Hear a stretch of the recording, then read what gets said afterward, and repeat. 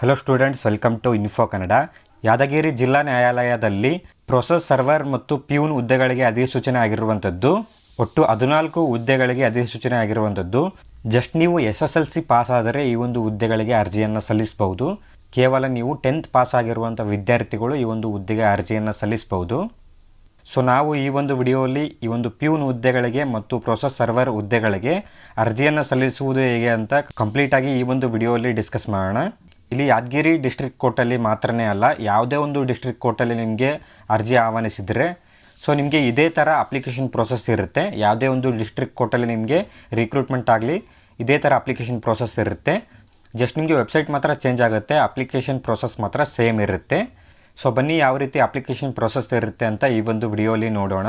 Okay, video ಶುರು ಮಾಡೋದಕ್ಕಿಂತ ಮುಂಚೆ ನೀವೇನಾದರೂ ನಮ್ಮ ಚಾನಲ್ಗೆ ಹೊಸದಾಗಿ ವಿಸಿಟ್ ಮಾಡ್ತಾ ಇದ್ದರೆ ಈ ಕೂಡಲೇ ಚಾನಲ್ಗೆ ಸಬ್ಸ್ಕ್ರೈಬ್ ಆಗಿ ಹಾಗೂ ವಿಡಿಯೋಗೊಂದು ಲೈಕ್ ಮಾಡಿ. ಮತ್ತು ನಮ್ಮ ಟೆಲಿಗ್ರಾಮ್ ಚಾನಲ್ಗೆ ಏನಾದರೂ ಜಾಯ್ನ್ ಆಗಿಲ್ಲ ಅಂದರೆ ಡಿಸ್ಕ್ರಿಪ್ಷನ್ಲಿ ಟೆಲಿಗ್ರಾಮ್ ಚಾನಲ್ ಲಿಂಕ್ ಇರುತ್ತೆ. ಆ ಒಂದು ಲಿಂಕ್ ಮೇಲೆ ನೀವು ಕ್ಲಿಕ್ ಮಾಡ್ಕೊಂಡ್ಬಿಟ್ಟು ಟೆಲಿಗ್ರಾಮ್ ಚಾನಲ್ಗೆ ಜಾಯ್ನ್ ಆಗಬೇಕಾಗತ್ತೆ. ಓಕೆ, ಬನ್ನಿ ವಿಡಿಯೋನ ಶುರು ಮಾಡೋಣ. ಓಕೆ, ಆಗಲೇ ಹೇಳಿರೋ ಹಾಗೆ ಯಾವುದೇ ಒಂದು ಡಿಸ್ಟ್ರಿಕ್ಟಲ್ಲಿ ರಿಕ್ರೂಟ್ ಆಗಿರಲಿ ನಿಮಗೆ ಇದೇ ರೀತಿ ಅಪ್ಲಿಕೇಶನ್ ಪ್ರೋಸೆಸ್ ಇರುತ್ತೆ. ಜಸ್ಟ್ ನೀವು ಬ್ರೌಸರಲ್ಲಿ ಡಿಸ್ಟ್ರಿಕ್ಟ್ ಕೋರ್ಟ್ ರಿಕ್ರೂಟ್ಮೆಂಟ್ ಅಂತ ಸರ್ಚ್ ಮಾಡಬೇಕಾಗತ್ತೆ. ಸರ್ಚ್ ಮಾಡಬೇಕಾಗತ್ತೆ. ಸರ್ಚ್ ಮಾಡಿದಾಗ ನಿಮಗೆ ಯಾವೆಲ್ಲ ಡಿಸ್ಟ್ರಿಕ್ಟಲ್ಲಿ ರಿಕ್ರೂಟ್ಮೆಂಟ್ ಆಗಿದೆ ಆ ಒಂದು ರಿಕ್ರೂಟ್ಮೆಂಟ್ಗಳಲ್ಲಿ ಶೋ ಆಗುತ್ತೆ. ಸೊ ಇಲ್ಲಿ ಯಾದಗಿರಿ ಕೋರ್ಟಲ್ಲಿ ರಿಕ್ರೂಟ್ ಆಗಿರೋದ್ರಿಂದ ಸೊ ನಾವಿಲ್ಲಿ ಈ ಒಂದು ಅಪ್ಲಿಕೇಶನ್ ಪ್ರೊಸೆಸನ್ನು ನೋಡೋಣ. ಓಕೆ, ಸಿಂಪ್ಲಿ ಈ ಒಂದು ವೆಬ್ಸೈಟ್ ಮೇಲೆ ನೀವು ಕ್ಲಿಕ್ ಮಾಡ್ಕೊಳ್ಳಿ. ಆ್ಯಂಡ್ ಈ ಒಂದು ಹುದ್ದೆಗೆ ನೀವು ಅರ್ಜಿನ ಸಲ್ಲಿಸುವುದಕ್ಕೆ ಈ ಒಂದು ವೆಬ್ಸೈಟ್ ಲಿಂಕ್ ಬಂದು ಡಿಸ್ಕ್ರಿಪ್ಷನ್ಲಿ ಕೊಟ್ಟಿರ್ತೀನಿ. ಡೈರೆಕ್ಟಾಗಿ ನೀವು ವೆಬ್ಸೈಟ್ಗೆ ವಿಸಿಟ್ ಮಾಡಬಹುದು. ಓಕೆ, ವೆಬ್ಸೈಟ್ ಮೇಲೆ ಕ್ಲಿಕ್ ಮಾಡ್ಕೊಂಡಾಗ ನಿಮಗೆ ಈ ರೀತಿ ಪೇಜ್ ಓಪನ್ ಆಗುತ್ತೆ. ಸೊ ನೀವು ಇಲ್ಲಿ ಕೆಳಗಡೆ ಸ್ಕ್ರಾಲ್ ಮಾಡ್ಕೊಳ್ಳಿ. ಕೆಳಗಡೆ ಸ್ಕ್ರಾಲ್ ಮಾಡ್ಕೊಂಡ ನಂತರ ನೀವಿಲ್ಲಿ ನೋಡ್ಬೋದು, ಮೊದಲನೇದಾಗಿ recruitment for the post of process server and ಎರಡನೇದಾಗಿ recruitment for the post of peon ಅಂತ ಇದೆ. ಸೊ ನೀವು ಯಾವೊಂದು ಹುದ್ದೆಗೆ ಅಪ್ಲೈ ಮಾಡ್ತಾ ಇದ್ದೀರಾ ಆ ಒಂದು ಹುದ್ದೆಯ ಮೇಲೆ ನೀವು ಕ್ಲಿಕ್ನೇ ಮಾಡ್ಕೊಳ್ಳಿ. ಅಂದರೆ ಸಿಂಪ್ಲಿ ಇಲ್ಲಿ ಅಪ್ಲೈ ನೌ ಅಂತ ಇದೆಯಲ್ಲ, ಈ ಒಂದು ಅಪ್ಲೈ ನೌ ಮೇಲೆ ನೀವು ಕ್ಲಿಕ್ನೇ ಮಾಡ್ಕೊಳ್ಳಿ. ಓಕೆ, ಅಪ್ಲೈ ನೌ ಮೇಲೆ ಕ್ಲಿಕ್ ಮಾಡ್ಕೊಂಡಾಗ ನಿಮಗೆ ಈ ರೀತಿ ಪೇಜ್ ಓಪನ್ ಆಗುತ್ತೆ. ಸಿಂಪ್ಲಿ ಇಲ್ಲಿ ಆನ್ಲೈನ್ ಅಪ್ಲಿಕೇಶನ್ ಅಂತ ಇದೆಯಲ್ಲ, ಈ ಒಂದು ಲಿಂಕ್ ಮೇಲೆ ನೀವು ಕ್ಲಿಕ್ನೇ ಮಾಡ್ಕೊಳ್ಳಿ. ಓಕೆ, ಆನ್ಲೈನ್ ಅಪ್ಲಿಕೇಶನ್ ಮೇಲೆ ಕ್ಲಿಕ್ನೇ ಮಾಡ್ಕೊಂಡಾಗ ನಿಮಗೆ ಈ ರೀತಿ ಪೇಜ್ ಓಪನ್ ಆಗುತ್ತೆ. ಆ್ಯಂಡ್ ಇಲ್ಲಿ ಕೆಳಗಡೆ ಸ್ಕ್ರಾಲ್ ಮಾಡ್ಕೊಳ್ಳಿ.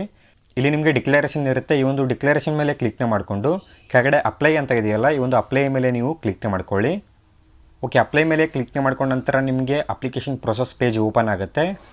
ಸೊ ನಿಮಗೆ ಇಲ್ಲಿ ಮೇಲ್ಗಡೆ ನೀವು ಯಾವ ಪೋಸ್ಟನ್ನು ಸೆಲೆಕ್ಟ್ ಮಾಡಿದರೆ ಆ ಒಂದು ಪೋಸ್ಟ್ ಇಲ್ಲಿ ಶೋ ಆಗುತ್ತೆ. ಅದಾದ ನಂತರ ಕೆಳಗಡೆ ನಿಮಗೆ ಮೊದಲನೇದಾಗಿ ಅಪ್ಲಿಕೆಂಟ್ ನೇಮ್ ಅಂತ ಇದೆಯಲ್ಲ, ಇಲ್ಲಿ ನಿಮ್ಮ ಒಂದು ನೇಮನ್ನು ಫಿಲ್ ಮಾಡ್ಕೊಳ್ಳಿ. ನಿಮ್ಮ ಒಂದು SSLC ಮಾರ್ಕ್ಸ್ ಕಾರ್ಡಲ್ಲಿ ಇರುವಾಗೆ ನಿಮ್ಮ ಒಂದು ನೇಮನ್ನು ಫಿಲ್ ಮಾಡ್ಕೊಳ್ಳಿ. ಅದಾದ ನಂತರ ಫಾದರ್ ಅಥವಾ ಮದರ್ ನೇಮ್ ಅಂತ ಇದೆ, ನಿಮ್ಮ ಒಂದು ಫಾದರ್ ಅಥವಾ ಮದರ್ ನೇಮನ್ನು ಫಿಲ್ ಮಾಡ್ಕೊಳ್ಳಿ. ಅದಾದ ನಂತರ ಜೆಂಡರ್ ಅಂತ ಇದೆ, ಜೆಂಡರನ್ನು ಸೆಲೆಕ್ಟ್ ಮಾಡ್ಕೊಳ್ಳಿ. ಅದಾದ ನಂತರ ಡೇಟ್ ಆಫ್ ಬರ್ತ್ ಅಂತ ಇದೆ, ಡೇಟ್ ಆಫ್ ಬರ್ತನ್ನು ಸೆಲೆಕ್ಟ್ ಮಾಡ್ಕೊಳ್ಳಿ. ಡೇಟ್ ಆಫ್ ಬರ್ತ್ ಸೆಲೆಕ್ಟ್ ಮಾಡ್ಕೊಂಡ ನಂತರ ನಿಮ್ಮ ಒಂದು ಡೇಟ್ ಆಫ್ ಬರ್ತ್ ಬಂದು ಇಲ್ಲಿ ಶೋ ಆಗುತ್ತೆ. ಅದಾದ ನಂತರ ಕೆಟಗರಿ ಅಂತ ಇದೆಯಲ್ಲ, ಇಲ್ಲಿ ನಿಮ್ಮ ಒಂದು ಕೆಟಗರಿಯನ್ನು ಸೆಲೆಕ್ಟ್ ಮಾಡ್ಕೊಳ್ಳಿ. ಸೊ ನಿಮ್ಮ ಒಂದು ಕೆಟಗರಿಯನ್ನು ಸೆಲೆಕ್ಟ್ ಮಾಡ್ಕೊಂಡ ನಂತರ ಕೆಳಗಡೆ ನಿಮಗೆ ಸರ್ಟಿಫಿಕೇಟ್ ನಂಬರ್ ಅಂತ ಇದೆಯಲ್ಲ, ಇಲ್ಲಿ ನಿಮ್ಮ ಒಂದು ಕೆಟಗರಿಯ ಕ್ಯಾಸ್ಟ್ ಸರ್ಟಿಫಿಕೇಟ್ ನಂಬರನ್ನು ಫಿಲ್ ಮಾಡ್ಕೊಳ್ಳಿ. ಅಂದರೆ RD ನಂಬರನ್ನು ಫಿಲ್ ಮಾಡ್ಕೊಳ್ಳಿ. ಅದಾದ ನಂತರ ಡೇಟ್ ಆಫ್ ಸರ್ಟಿಫಿಕೇಟ್ ಅಂತ ಇದೆಯಲ್ಲ, ನಿಮ್ಮೊಂದು ಕ್ಯಾಸ್ಟ್ ಸರ್ಟಿಫಿಕೇಟ್ ಇಶ್ಯೂವಿಂಗ್ ಡೇಟನ್ನು ನೀವು ಇಲ್ಲಿ ಸೆಲೆಕ್ಟ್ ಮಾಡ್ಕೊಳ್ಳಿ. ಓಕೆ, ಅದಾದ ನಂತರ applying for 371J Hyderabad Karnataka region ಅಂತ ಕೇಳಿದಾರಲ್ಲ, ಈ ಒಂದು ಹುದ್ದೆಗೆ 371J ಸರ್ಟಿಫಿಕೇಟ್ ಕಂಪಲ್ಸರಿ ಆಗಿರುತ್ತೆ. ನೀವು ಹೈದರಾಬಾದ್ ಕರ್ನಾಟಕ ವಿದ್ಯಾರ್ಥಿ ಆಗಿರಬೇಕಾಗತ್ತೆ. ಸೊ ನಿಮಗೆ 371J ಸರ್ಟಿಫಿಕೇಟ್ ಇಲ್ಲಿ ಕಂಪಲ್ಸರಿ ಮ್ಯಾಂಡೇಟರಿ ಇರುತ್ತೆ. ಸೊ ನೀವು ನಿಮ್ಮ ಒಂದು 371J ಸರ್ಟಿಫಿಕೇಟ್ ಇಶ್ಯೂವಿಂಗ್ ಡೇಟನ್ನು ನೀವು ಇಲ್ಲಿ ಫಿಲ್ ಮಾಡಬೇಕಾಗತ್ತೆ. ಸೊ ನಿಮಗೆ ಕಂಪಲ್ಸರಿ 371J ಸರ್ಟಿಫಿಕೇಟ್ ಬೇಕಾಗತ್ತೆ. ಅದಾದ ನಂತರ ನೀವೇನಾದರೂ ರೂರಲ್ ಸ್ಟೂಡೆಂಟ್ ಆಗಿದ್ದರೆ ನಿಮ್ಮ ಹತ್ರ ರೂರಲ್ ಸರ್ಟಿಫಿಕೇಟ್ ಏನಾದರೂ ಇದ್ದರೆ ಇಲ್ಲಿ ನೀವು ರೂರಲ್ ಅಂತ ಸೆಲೆಕ್ಟ್ ಮಾಡಿಕೊಂಡು ನೀವಿಲ್ಲಿ ಡೇಟ್ ಆಫ್ ಸರ್ಟಿಫಿಕೇಟ್ ಅಂತ ಇದೆಯಲ್ಲ, ಆ ಒಂದು ರೂರಲ್ ಸರ್ಟಿಫಿಕೇಟ್ ಡೇಟನ್ನು ನೀವಿಲ್ಲಿ ಫಿಲ್ ಮಾಡಬೇಕಾಗತ್ತೆ. ಇಶ್ಯೂವಿಂಗ್ ಡೇಟನ್ನು ನೀವು ಇಲ್ಲಿ ಸೆಲೆಕ್ಟ್ ಮಾಡಬೇಕಾಗತ್ತೆ. ಅದೇ ರೀತಿ ಕನ್ನಡ ಮೀಡಿಯಮ್ ಸ್ಟೂಡೆಂಟ್ ಆಗಿದ್ದರೆ ನೀವು ಕನ್ನಡ ಮೀಡಿಯಮ್ನ ಸೆಲೆಕ್ಟ್ ಮಾಡ್ಕೊಳ್ಳಿ. ಅಥವಾ ಎಕ್ಸ್ ಸರ್ವಿಸ್ ಮ್ಯಾನ್ ಆಗಿದ್ದರೆ ಎಕ್ಸ್ ಸರ್ವಿಸ್ ಮ್ಯಾನ್ನ ಸೆಲೆಕ್ಟ್ ಮಾಡ್ಕೊಳ್ಳಿ. ಅಥವಾ ಇದನ್ನು ನೀವು ಸ್ಕಿಪ್ ಮಾಡಬಹುದು. ಓಕೆ, ಅದಾದ ನಂತರ ಮೆರಿಚಲ್ ಸ್ಟೇಟಸ್ ಅಂತ ಇದೆಯಲ್ಲ, ಇಲ್ಲಿ ನೀವು ಮ್ಯಾರಿಡ್ ಅಥವಾ ಅನ್ಮ್ಯಾರಿಡನ್ನು ಸೆಲೆಕ್ಟ್ ಮಾಡಬೇಕಾಗತ್ತೆ. ಅದಾದ ನಂತರ ಸಿಟಿಜನ್ ಅಂತ ಇದೆಯಲ್ಲ, ಇಲ್ಲಿ ನೀವು ಇಂಡಿಯನ್ನ ಸೆಲೆಕ್ಟ್ ಮಾಡಬೇಕಾಗತ್ತೆ. ಓಕೆ, ಅದಾದ ನಂತರ ಪ್ರೆಸೆಂಟ್ ಅಡ್ರೆಸ್ ಅಂತ ಇದೆಯಲ್ಲ, ಇಲ್ಲಿ ನಿಮ್ಮ ಒಂದು ಪ್ರೆಸೆಂಟ್ ಅಡ್ರೆಸ್ಸನ್ನು ಫಿಲ್ ಮಾಡ್ಕೊಳ್ಳಿ. ಈ ಒಂದು ಫೀಲ್ಡಲ್ಲಿ ನಿಮ್ಮ ಒಂದು ಪ್ರೆಸೆಂಟ್ ಅಡ್ರೆಸ್ಸನ್ನು ನೀವು ಫಿಲ್ ಮಾಡಬೇಕಾಗತ್ತೆ. ನಿಮ್ಮ ಒಂದು ಆಧಾರ್ ಕಾರ್ಡಲ್ಲಿ ಇರುವಾಗೆ ನಿಮ್ಮ ಒಂದು ಪ್ರೆಸೆಂಟ್ ಅಡ್ರೆಸ್ಸನ್ನು ಫಿಲ್ ಮಾಡ್ಕೊಳ್ಳಿ. ಓಕೆ, ಅದಾದ ನಂತರ ಒಂದು ವೇಳೆ ನೀವೇನಾದರೂ ಕರ್ನಾಟಕ ಬಿಟ್ಟು ಬೇರೆ ಒಂದು ಸ್ಟೇಟಲ್ಲಿ ಇದ್ದರೆ ನೀವು ಇಫ್ ನಾಟ್ ಕರ್ನಾಟಕ ಸ್ಟೇಟ್ ಅಂತ ಇದೆಯಲ್ಲ, ಆ ಒಂದು ಡಿಸ್ಟ್ರಿಕ್ಟ್ ಮತ್ತು ತಾಲೂಕು ನೇಮನ್ನು ನೀವು ಇಲ್ಲಿ ಫಿಲ್ ಮಾಡಬೇಕಾಗತ್ತೆ. ಓಕೆ, ಅದಾದ ನಂತರ ಪರ್ಮನೆಂಟ್ ಅಡ್ರೆಸ್ ಅಂತ ಇದೆಯಲ್ಲ, ಒಂದು ವೇಳೆ ನಿಮ್ಮ ಒಂದು ಪ್ರೆಸೆಂಟ್ ಅಡ್ರೆಸ್ ಮತ್ತು ಪರ್ಮನೆಂಟ್ ಅಡ್ರೆಸ್ ಬೇರೆ ಬೇರೆ ಆಗಿದ್ದರೆ ನಿಮ್ಮ ಒಂದು ಪರ್ಮನೆಂಟ್ ಅಡ್ರೆಸ್ ಮತ್ತು ಪ್ರೆಸೆಂಟ್ ಅಡ್ರೆಸ್ ಬೇರೆ ಬೇರೆ ಆಗಿದ್ದರೆ ನೀವು ಇಲ್ಲಿ ಪರ್ಮನೆಂಟ್ ಅಡ್ರೆಸ್ಸನ್ನು ನೀವು ಫಿಲ್ ಮಾಡಬೇಕಾಗತ್ತೆ. ಸೇಮ್ ಆಗಿದ್ದರೆ ನೀವು ಇಲ್ಲಿ ಸೇಮ್ ಆಸ್ ಪ್ರೆಸೆಂಟ್ ಅಡ್ರೆಸ್ ಅಂತ ಇದೆಯಲ್ಲ, ನೀವು ಇಲ್ಲಿ ಎಸ್ಸನ್ನು ಸೆಲೆಕ್ಟ್ ಮಾಡ್ಕೊಳ್ಳಿ. ಒಂದು ವೇಳೆ ಬೇರೆ ಬೇರೆ ಆಗಿದ್ದರೆ ನೀವು ಸಪರೇಟಾಗಿ ಫಿಲ್ ಮಾಡ್ಕೊಳ್ಳಿ. ಓಕೆ, ಅದಾದ ನಂತರ ಬಾಕಿ ಎಲ್ಲ ಇಲ್ಲಿ ನೋ ಅಂತ ಸೆಲೆಕ್ಟ್ ಮಾಡ್ಕೊಳ್ಳಿ. ಒಂದು ವೇಳೆ ನಿಮ್ಗೆ ಏನಾದರೂ ಸಂಬಂಧಪಟ್ಟಿರೋದಾಗಿದ್ದರೆ ಇಲ್ಲಿ ಎಸ್ಸನ್ನು ಸೆಲೆಕ್ಟ್ ಮಾಡ್ಕೊಳ್ಳಿ. ಕರೆಕ್ಟಾಗಿ ಓದ್ಕೊಂಡು ನೀವು ಸೆಲೆಕ್ಟ್ ಮಾಡ್ಕೊಳ್ಳಿ. ಓಕೆ, ನಿಮ್ಮ ಎಲ್ಲ ಡೀಟೇಲ್ಸನ್ನು ಎಂಟರ್ ಮಾಡ್ಕೊಂಡ ನಂತರ ಕೆಳಗಡೆ ಡಿಕ್ಲರೇಷನ್ ಇರುತ್ತೆ, ಈ ಒಂದು ಡಿಕ್ಲರೇಷನನ್ನು ಸೆಲೆಕ್ಟ್ ಮಾಡ್ಕೊಳ್ಳಿ. ಡಿಕ್ಲರೇಷನನ್ನು ಸೆಲೆಕ್ಟ್ ಮಾಡ್ಕೊಂಡ ನಂತರ ಸಿಂಪ್ಲಿ ಕೆಳಗಡೆ ಪ್ರಿವ್ಯೂ ಅಂತ ಇದೆಯಲ್ಲ, ಈ ಒಂದು ಪ್ರಿವ್ಯೂ ಮೇಲೆ ನೀವು ಕ್ಲಿಕ್ನ ಮಾಡ್ಕೊಳ್ಳಿ. ಓಕೆ, ಪ್ರಿವ್ಯೂ ಮೇಲೆ ಕ್ಲಿಕ್ನ ಮಾಡ್ಕೊಂಡಾಗ ನೀವು ಇಲ್ಲಿವರೆಗೂ ಎಂಟರ್ ಮಾಡಿರುವಂಥ ಡೀಟೇಲ್ಸ್ ಇಲ್ಲಿ ಶೋ ಆಗುತ್ತೆ. ಸೊ ನೀವು ಇಲ್ಲಿ ನೋಡ್ಬೋದು ಪರ್ಸ್ನಲ್ ಇನ್ಫಾರ್ಮೇಷನ್ ಅಂತ ಇದೆಯಲ್ಲ, ಇಲ್ಲಿ ನಿಮ್ಮೊಂದು ಡೀಟೇಲ್ಸ್ ಬಂದು ಶೋ ಆಗುತ್ತೆ. ಆ್ಯಂಡ್ ಇಲ್ಲಿ ಕೆಳಗಡೆ ಸ್ಕ್ರಾಲ್ ಮಾಡ್ಕೊಳ್ಳಿ. ಕೆಳಗಡೆ ಸ್ಕ್ರಾಲ್ ಮಾಡ್ಕೊಂಡ ನಂತರ ನಿಮಗೆ ಇಲ್ಲಿ ಕ್ಯಾಪ್ಚಾ ಇರುತ್ತೆ, ಈ ಒಂದು ಕ್ಯಾಪ್ಚಾನ ಫಿಲ್ ಮಾಡ್ಕೊಳ್ಳಿ. ಓಕೆ, ಕ್ಯಾಪ್ಚಾನ ಫಿಲ್ ಮಾಡ್ಕೊಂಡ ನಂತರ ಕೆಳಗಡೆ ಡಿಕ್ಲರೇಷನ್ ಇರುತ್ತೆ, ಈ ಒಂದು ಡಿಕ್ಲರೇಷನನ್ನು ಸೆಲೆಕ್ಟ್ ಮಾಡ್ಕೊಳ್ಳಿ.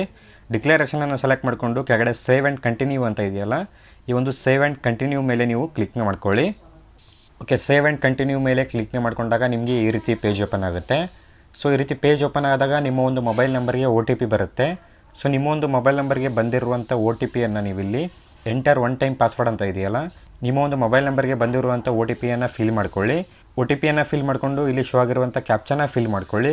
ಕ್ಯಾಪ್ಚಾನ ಫಿಲ್ ಮಾಡಿಕೊಂಡು ಸಿಂಪ್ಲಿ ಕೆಳಗಡೆ ಸಬ್ಮಿಟ್ ಅಂತ ಇದೆಯಲ್ಲ, ಈ ಒಂದು ಸಬ್ಮಿಟ್ ಮೇಲೆ ನೀವು ಕ್ಲಿಕ್ನ ಮಾಡ್ಕೊಳ್ಳಿ. ಓಕೆ, ಸಬ್ಮಿಟ್ ಮೇಲೆ ಕ್ಲಿಕ್ನ ಮಾಡ್ಕೊಂಡಾಗ ನಿಮಗೆ ನೆಕ್ಸ್ಟ್ ಪೇಜಲ್ಲಿ ಎಜುಕೇಷನಲ್ ಇನ್ಫಾರ್ಮೇಷನ್ ಅಂತ ಇದೆಯಲ್ಲ, ಇಲ್ಲಿ ನಿಮ್ಮೊಂದು ಎಜುಕೇಷನ್ ಇನ್ಫಾರ್ಮೇಷನನ್ನು ನೀವು ಫಿಲ್ ಮಾಡಬೇಕಾಗತ್ತೆ. ಇಲ್ಲಿ ಮೊದಲನೇದಾಗಿ ಕ್ವಾಲಿಫಿಕೇಷನ್ ಅಂತ ಇದೆಯಲ್ಲ, ಇಲ್ಲಿ ನೀವು SSLCನ ಸೆಲೆಕ್ಟ್ ಮಾಡ್ಕೊಳ್ಳಿ. ಈ ಒಂದು ಆಪ್ಷನನ್ನು ಸೆಲೆಕ್ಟ್ ಮಾಡಿಕೊಂಡು ನೀವು SSLCನ ಸೆಲೆಕ್ಟ್ ಮಾಡ್ಕೊಳ್ಳಿ. ಅದಾದ ನಂತರ ಬೋರ್ಡ್ ಅಂತ ಇದೆಯಲ್ಲ, ಇಲ್ಲಿ ನೀವು ಕರ್ನಾಟಕನ ಎಂಟರ್ ಮಾಡ್ಕೊಳ್ಳಿ. ಸೊ ನೀವು ಇಲ್ಲಿ ಕರ್ನಾಟಕ ಅಂತ ಫಿಲ್ ಮಾಡ್ಕೊಳ್ಳಿ. ಅದಾದ ನಂತರ ರೂಲ್ ನಂಬರ್ ಅಂತ ಇದೆಯಲ್ಲ, ಇಲ್ಲಿ ನಿಮ್ಮೊಂದು SSLC ರಿಜಿಸ್ಟ್ರೇಷನ್ ನಂಬರನ್ನು ಫಿಲ್ ಮಾಡ್ಕೊಳ್ಳಿ. ಓಕೆ, ಎಂಟರ್ ಮಾಡ್ಕೊಂಡ ನಂತರ ಕೆಳಗಡೆ ಇಯರ್ ಆಫ್ ಪಾಸಿಂಗ್ ಅಂತ ಇದೆಯಲ್ಲ, ನೀವು ಪಾಸ್ ಆಗಿರುವಂಥ ಇಯರ್ನ ಸೆಲೆಕ್ಟ್ ಮಾಡ್ಕೊಳ್ಳಿ.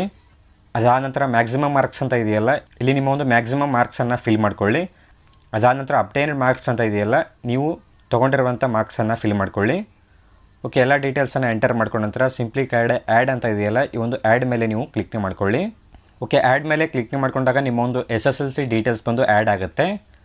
ಓಕೆ, ಅದಾದ ನಂತರ ಸಿಂಪ್ಲಿ ಕೆಳಗಡೆ ಮತ್ತೆ ನೀವು ಸೇವ್ ಆ್ಯಂಡ್ ಕಂಟಿನ್ಯೂ ಅಂತ ಇದೆಯಲ್ಲ, ಈ ಒಂದು ಸೇವ್ ಆ್ಯಂಡ್ ಕಂಟಿನ್ಯೂ ಮೇಲೆ ನೀವು ಕ್ಲಿಕ್ನ ಮಾಡ್ಕೊಳ್ಳಿ. ಓಕೆ, ಸೇವ್ ಆ್ಯಂಡ್ ಕಂಟಿನ್ಯೂ ಮೇಲೆ ಕ್ಲಿಕ್ನ ಮಾಡ್ಕೊಂಡ ನಂತರ ಈ ರೀತಿ ಪೇಜ್ ನಿಮಗೆ ಓಪನ್ ಆಗುತ್ತೆ.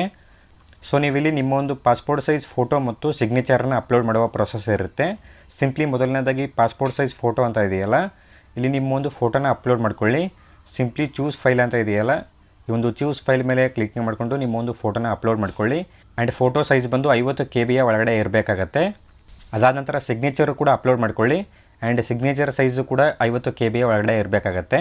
ಓಕೆ, ಫೋಟೋ ಆ್ಯಂಡ್ ಸಿಗ್ನೇಚರನ್ನ ಅಪ್ಲೋಡ್ ಮಾಡ್ಕೊಂಡ ನಂತರ ಸಿಂಪ್ಲಿ ಇಲ್ಲಿ ಪ್ರಿವ್ಯೂ ಅಂತ ಇದೆಯಲ್ಲ, ಈ ಒಂದು ಪ್ರಿವ್ಯೂ ಮೇಲೆ ನೀವು ಕ್ಲಿಕ್ನ ಮಾಡ್ಕೊಳ್ಳಿ.